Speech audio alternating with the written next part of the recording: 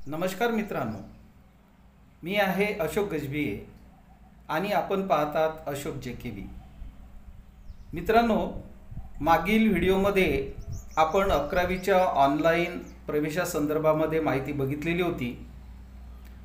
आजच्या या व्हिडिओमध्ये आपण महाराष्ट्र शासनाने 11वी प्रवेशामध्ये काही कोटा ठेवलेला आहे। 3 प्रकारचा कोटा या ठिकाणी आहे। पहिला आहे अल्पसंख्याकांचा कोटा, दुसरा आहे व्यवस्थापन कोटा आणि तिसरा जो आहे, तर या तिन्ही कोट्यामध्ये किती जागा राखीव आहेत या संदर्भामध्ये आजच्या या व्हिडिओमध्ये आपण माहिती बघणार आहोत। चला तर जाणून घेऊया या तिन्ही कोट्या संदर्भामध्ये माहिती।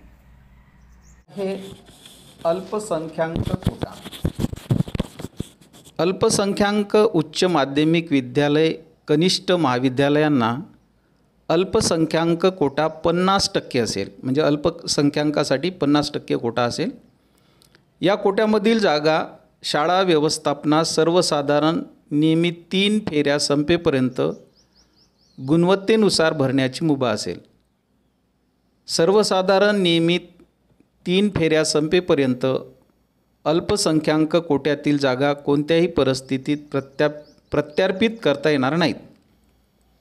भरलेल्या जागांची माहिती संकेतस्थळावर अपलोड करण्यासाठीच्या सूचना वेळोवेळी संकेतस्थळावर देण्यात येतील। त्यानुसार कार्यवाही करणे व्यवस्थापनास बंधनकारक असेल।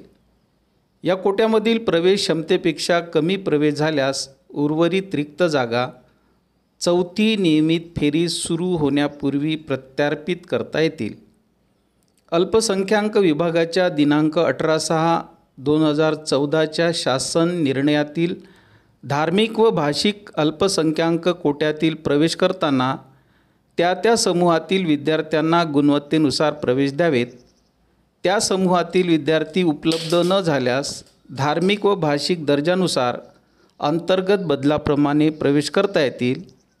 तदनंतरही जागा रिक्त राहिल्यास प्रत्यार्पित रिक्त जागांसाठी सामाजिक व समांतर आरक्षणाचे तत्व बिगर अल्पसंख्याक शाळांच्या प्रवेशाप्रमाणे असेल।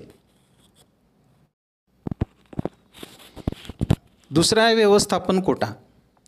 सर्व उच्च माध्यमिक शाळा कनिष्ठ महाविद्यालयांना व्यवस्थापन कोट्याअंतर्गत 5% जागा आरक्षित असतील। या कोट्यातील जागा सर्वसाधारण नियमित दुसरी फेरी संपेपर्यंत गुणवत्तेनुसार भरता येतील। तदनंतर तिसऱ्या फेरीच्या टप्प्यावर या कोट्यातील प्रवेश क्षमतेपेक्षा कमी झाल्यास उर्वरित रिक्त जागा प्रत्यार्पित करणे अनिवार्य असेल। शासकीय व स्थानिक स्वराज्य संस्थांच्या उच्च माध्यमिक शाळा व कनिष्ठ महाविद्यालयांना व्यवस्थापन कोटा लागू राहणार नाही। तिसरा आहे in house quota. In house कोट्याअंतर्गत खाजगी व्यवस्थापनाच्या उच्च माध्यमिक शाळा कनिष्ठ महाविद्यालयांना 10% जागा आरक्षित असतील। या कोट्याअंतर्गत भरण्यात येणाऱ्या जागा गुणवत्तेनुसार ऑनलाईन पद्धतीने भरण्यात याव्यात। उच्च माध्यमिक शाळा असलेल्या परिसरात आवारात माध्यमिक शाळा असल्यास या माध्यमिक शाळेतील उमेदवारांना हा कोटा लागू असेल। बिगर अल्पसंख्याक व अल्पसंख्याक शाळांना इन हाऊस कोटा लागू असेल।